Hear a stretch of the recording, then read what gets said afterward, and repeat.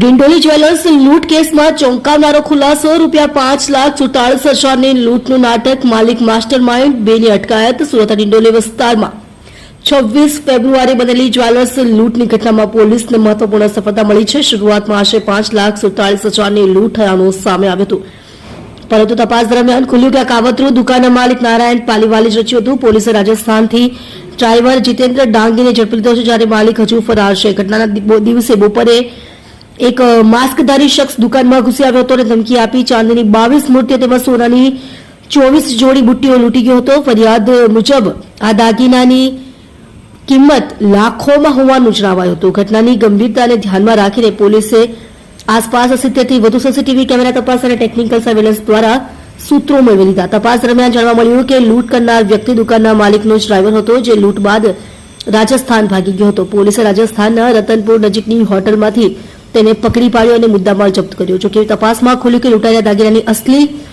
સોનાના ન હતા, પરંતુ પીળી ધાતુથી બનાવેલા નકલી હતા। પૂછપરછમાં સામે આવ્યું કે માલિક ભારે દેવામાં હતો અને લેણદારોને ભ્રમિત કરવા માટે તેને આ લૂંટનું નાટક રચ્યું હતું। ડ્રાઈવરને ₹4 થી 5 લાખ અને મકાન આપવા લાલચ આપી આ ગુનો કરાવવામાં આવ્યો હતો। હાલમાં ડ્રાઈવરની ધરપકડ કરવામાં આવી છે અને પોલીસ મુખ્ય સૂત્રધાર માલિકની શોધખોળ કરી રહી છે।